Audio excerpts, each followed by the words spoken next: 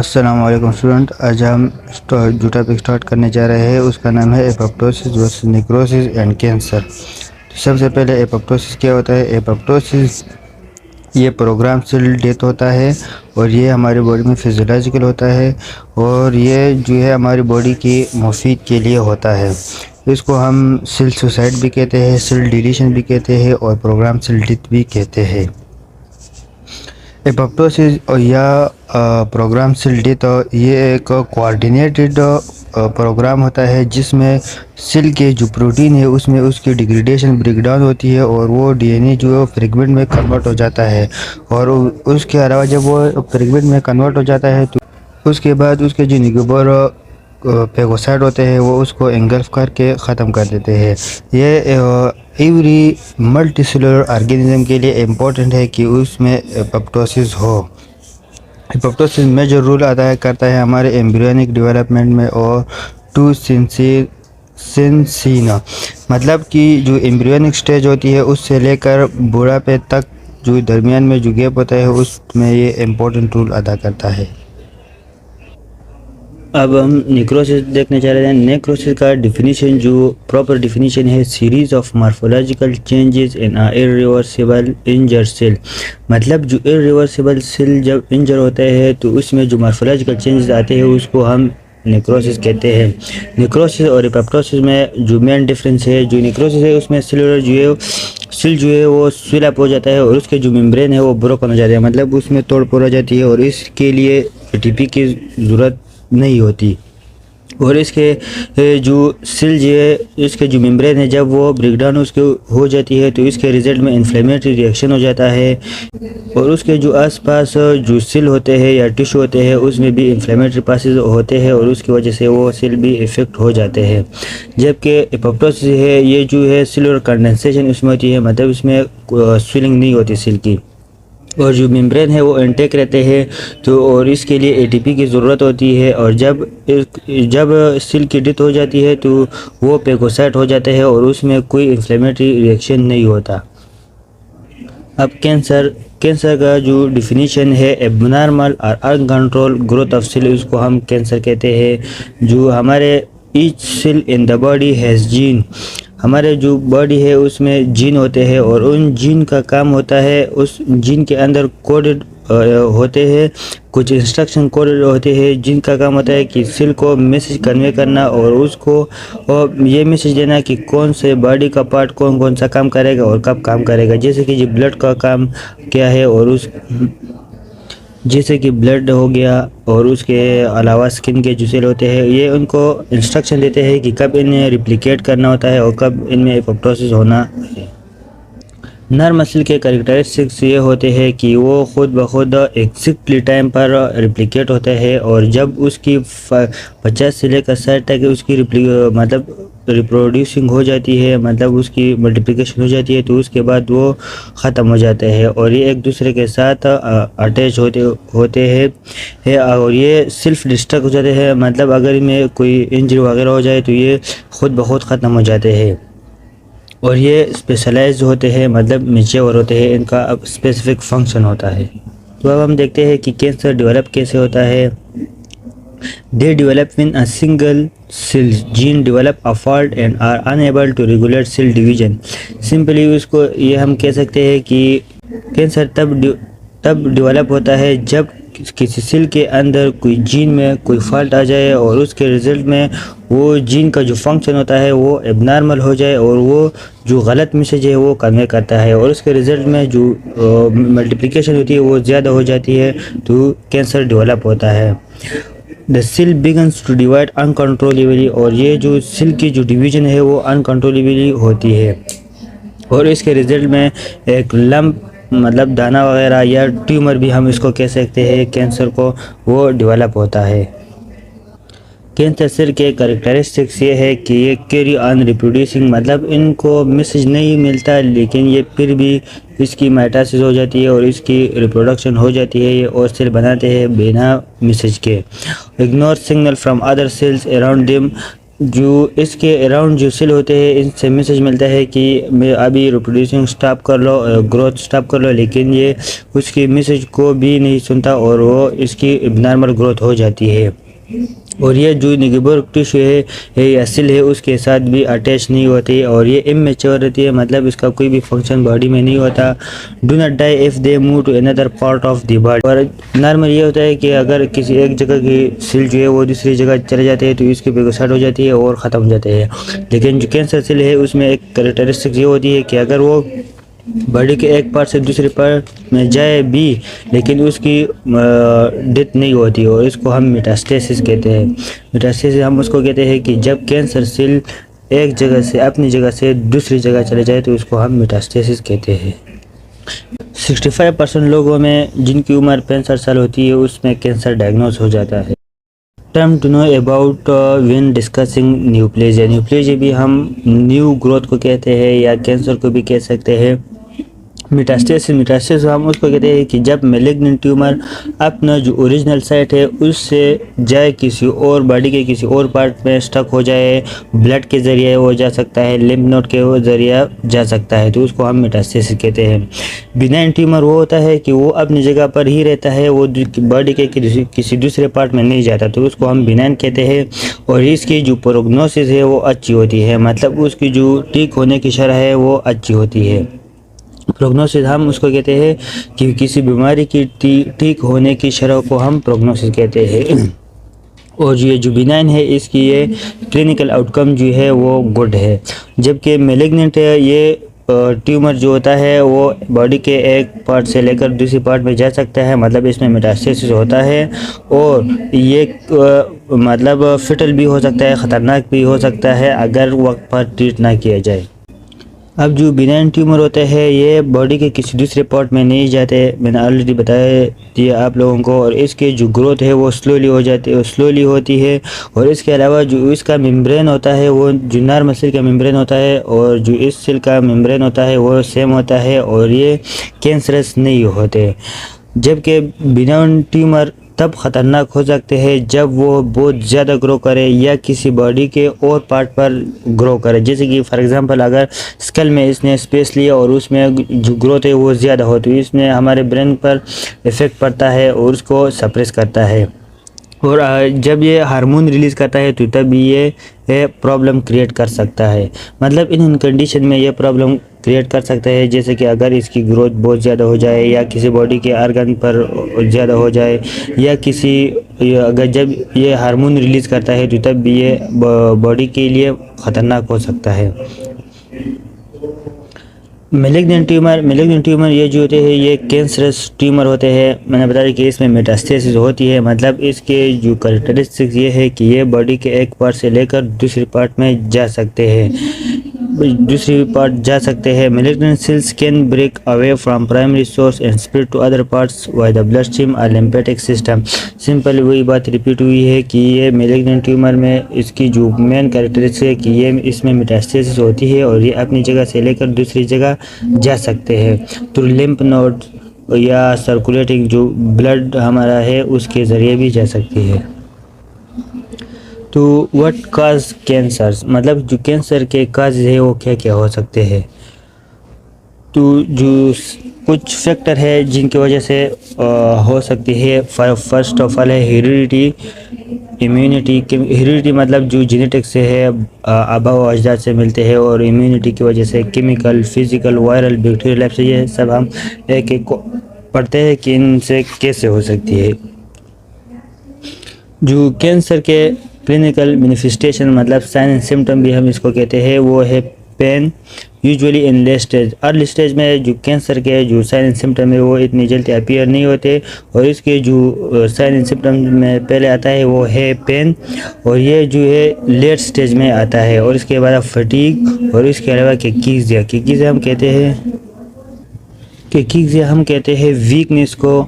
ये chronic illness की वजह से वीकनेस आती है, उसको हम किकीजिया कहते हैं।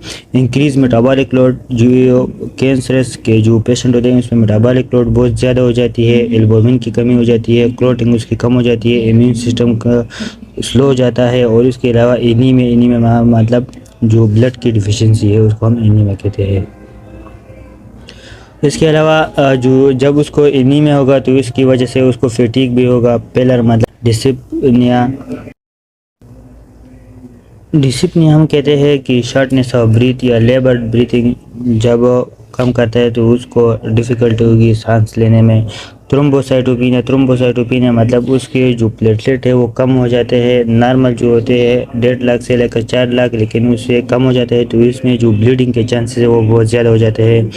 ल्यूकोपिनिया जो उसके वाइट ब्लड सेल है वो भी कम हो जाते हैं। जो डायग्नोसिस है कैंसर्स के, लिम्फ और स्वेलिंग अ सोर दैट डजंट हील मतलब जो उसके बॉडी में किसी के हिस्से पर स्वेलिंग हुई हो या कोई लम्फ वगैरह हो, जो ऐसे जख्म कि वो ठीक ना होता हो, तो ये कैंसर्स के मतलब वार्निंग साइन है। ये मतलब इस पेशेंट को कैंसर हो सकता है। और जो इसके अलावा जो है अनयूजुअल ब्लीडिंग मतलब कोई जगह पर ज़ख़म वगैरह नहीं है लेकिन फिर भी उससे ब्लीडिंग हो रही हो। और जो इसके जो बाउल हैबिट्स है वो भी चेंज हो रहा है। मतलब अगर वो पहले दिन में एक दफ़ा वॉशरूम जाता था पेशाब करने के लिए, अब वो दो तीन दफ़ा वॉशरूम जाता है।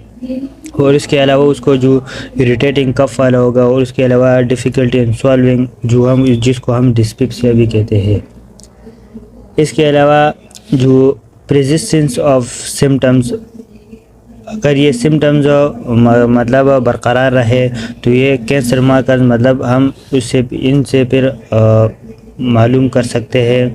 यूजुअली रेडियोलॉजी हम एक्सरे से, CT scan, MRI, neuro scans, PET scans, visual मतलब हम इन चीज़ों के ज़रिए हम जो डायग्नोसिस है कैंसर की वो कर सकते हैं। और morphological confrontation, biopsy and cytology. Biopsy हम कहते हैं कि जब हम बॉडी के किसी टिश्यू लेकर और उसमें देखते हैं कि इसमें जो सेल के जो ग्रोथ है वो नॉर्मल हो रही है या एबनॉर्मल हो रही है।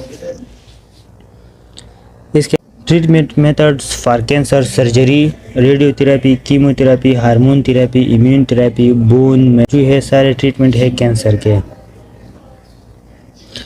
गोल ऑफ कैंसर थेरेपी, जो हमारे जो गोल होने चाहिए कि हम जो कैंसर थेरेपी है उसमें कौन कौन से गोल होते हैं। सबसे पहले हमने क्योर करना है। क्योर मतलब जो मेलिग्नेंट ट्यूमर है सबसे पहले हमने उसको कंप्लीट ख़त्म करना है।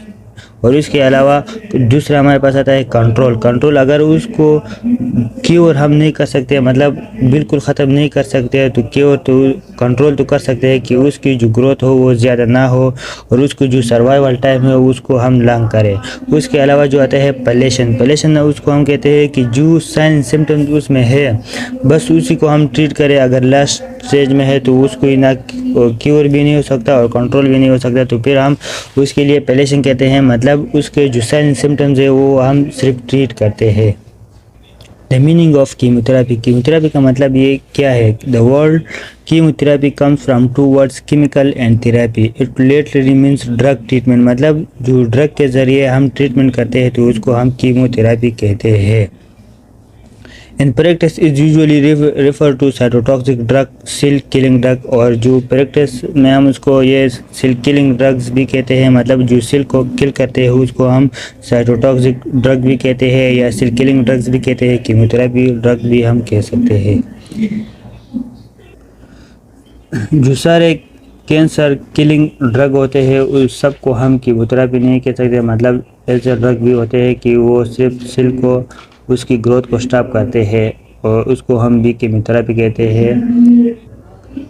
जैसे कि फॉर एग्जांपल इंटरफेरॉन, ये जो होते हैं हमारी बॉडी के इम्यून सिस्टम के काम को ज़्यादा करते हैं और जो डिजीज़ है उसके खिलाफ काम करता है और उसको ख़त्म करता है, बॉडी से निकाल लेता है। और मोनोक्लोनल एंटीबॉडी हम उसको कहते हैं कि जब हमारे बाहर से आर्टिफिशियल तैयार एंटीबॉडी हमारी बॉडी में एंटर कर देते हैं और जो कैंसर है उसको किल करने के लिए।